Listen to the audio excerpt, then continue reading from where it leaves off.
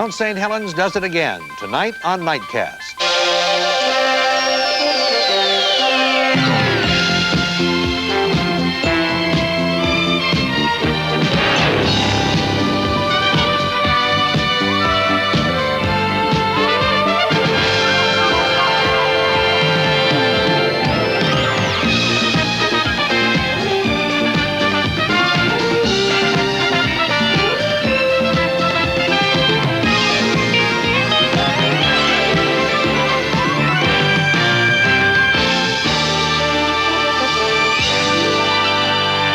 This is the assignment desk of a television newsroom. Good evening, I'm Richard Hart. Last night we spent some time in here finding out how TV news is put together. Technology has changed the face of television news these days, but you still need a good story with good pictures. And tonight we're going to leave the newsroom to go out with the technicians, the cameramen, and the reporters to find out how they do it. But first, here's Jan with the rest of tonight's Evening Magazine. We are in Ghirardelli Square in San Francisco, a favorite place for all our summer tourists. Now, I might add that if you've always been curious about how the television news people do a live remote taping, and I must add, I'm curious myself, we'll see how they do it tonight in our first story. In our second story, we're going to look at the world's largest tap dance. More than 800 people tapping in unison. In our Good Ideas, Chef Tell shares his foolproof method of barbecuing steak. Joni Gregan shows us precision swimming. And Linda Harris begins a great escape to Savannah, Georgia. And now let's join Richard with part 2 of our story on the newsroom.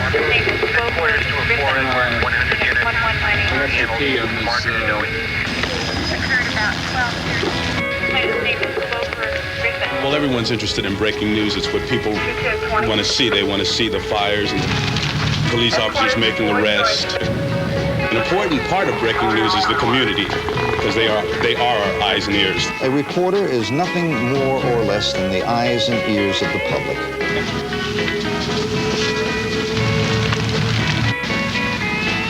Since this is a visual medium, you got to have good pictures.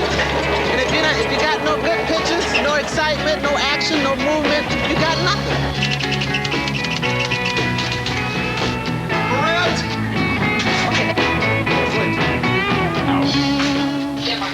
This is the nerve center of a television newsroom. It's the assignment desk. And after the stories to be covered are determined here, an assignment is made. And that's when those trucks and helicopters of television news all swing into action. KPIX to Unit 6. I have a shooting at a liquor store at Jesse and 6th Street. Would you take a run over there and find out what that's about, please? You come in the morning and you may go out on a ship, you may go up in a helicopter, or you may sit around like I did a good deal of the day today waiting for something to happen and not much happened. This is the high point of the day. Oh, a sleazy murder by a 2-wit crook trying to rob a liquor store at 6th and Mission. Wide shots first. Set the scene. Then get some close-ups, faces, people, because there's not much else to look at. Usually then the body brought out. An unpleasant affair, but it finishes the story. The police say an employee of the Sonoma liquor store shot the man down while he was trying to rob that store. And the inspectors aren't saying much right now. They aren't giving out the names yet of the dead man or the store employee. Bill Scheckner is a reporter. A successful news story is a story which reaches people, because it's television, emotionally and gets them to react, either gets them mad or sad or just gets them going. KPIX to Unit 14. I got a fire over at Hunter's Point by the pier. Would you take a run over there, please?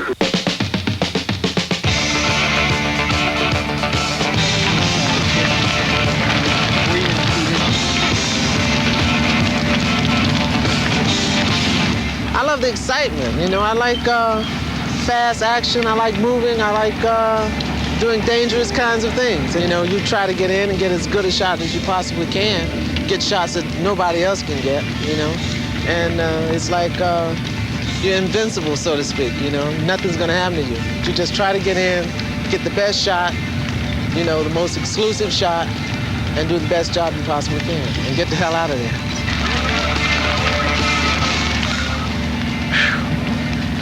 You could see thick black smoke for miles around San Francisco's Hunters Point today. Hundreds of old pilings from piers went up in flames just before noon. For more than an hour, 50 firefighters and the fireboat Phoenix tried to get it under control. Ed Arno is a reporter. An ideal newsreel cameraman has to be able to shoot from the hip and shoot well. It happens, and it happens fast, and you've got to get it. KWN 791 to I-4. A rendezvous at Pier 43 with Miranda Dunn. We have a spill on the Bay Bridge. Well, it's obviously important to get a chopper shot because you can't even get on the second deck, the top deck of the Bay Bridge anymore. It's closed off. So a chopper would be the only way to get there. I think I enjoy pressure. I think you have to be in this business. Right now, we're under intense pressure. In 5 minutes, we're supposed to be flying in a helicopter 2 miles south of here, and we're standing here talking to you. That's a lot of pressure.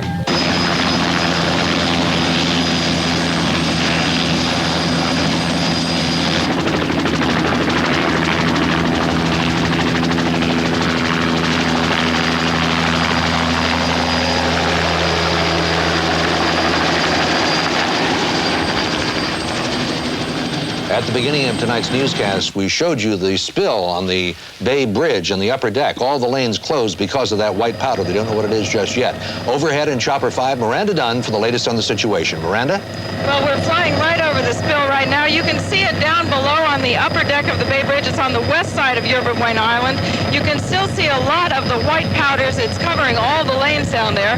Most of it is apparently already blown off the bridge. Right now, there's a chemical expert from IT. That's a chemical firm on the way. In fact, he's just pulled up. You can see him down below. See the two men in yellow. They're walking up there in special gas masks. It looks like they're walking up to take a look at the spill. Once they have done that, once they've done and analyzed it, then officials will know just what they have on their hands here. Now that the chemical expert is on the scene, they may have an answer for us pretty quickly. We'll keep you posted and let you know if they find out what this mysterious white powder is. And that's the latest live from Chopper 5. Back to you. There's competition among the crews on the street, which is a very healthy thing, you know, where the technicians who are trying to get to a breaking news event and establish a live signal back will be very competitive among different stations. Who can get the shot back first? As a photographer for news, you've got to get there and record it as it actually occurred. And so, naturally, to be there first, especially news being a one-time only event, that makes all the difference in the world. I don't generally feel competition between reporters in one station. I don't actually feel that much competition with reporters in other stations, but you tend to feel it with the station. So you want Channel 5 to look the best at 6 o'clock, but personally, I like someone from Channel 7 as, you know, Channel 4, and we all get along well in the field. So there's not that much personal competition, or at least on my part. A guy I used to sit next to at another TV station said that reporters have to have the attention span of a 9-year-old because that's basically what makes for good stuff. And he was right. The 6 o'clock news goes on the air at 6 o'clock, and it's going to last until 7 o'clock, no matter what the staff does to try to prevent it. And we strive mightily to try to stop it from happening. We do everything imaginable. We eat long lunches, we shoot too many pictures, we make complicated stories out of simple ones. We do all of this stuff, which is part of the business, to try to stop the 6 o'clock news from getting on the air. But every day it's on the air. Ain't it amazing? And after you've been in it for a while, you get a certain calmness and satisfaction, and you say, I know they're going to do this news show tonight. I know it's going to start at 6. I know it's going to end at 6:58:30, and the station break will come on, and it'll all be okay. And you live with it. You live with it. That's it. The end of another lovely story.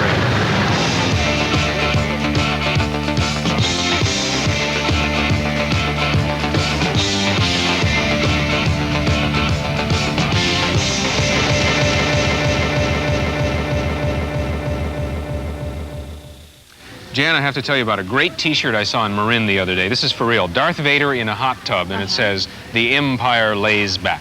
Perfect for Marin. The motion picture, The Empire Strikes Back, is the subject of our first story tomorrow. We'll take you behind the scenes. And in our second story, she wants to be a pro boxer, and she's only 17 years old. In our Good Ideas, Chef Tell shows us how to barbecue, Captain Carrot on water hazards, and Joyce Kohaywick on gadgets for the future. We'll see you tomorrow for The Empire Strikes Back. Have a great evening. Good night, everybody.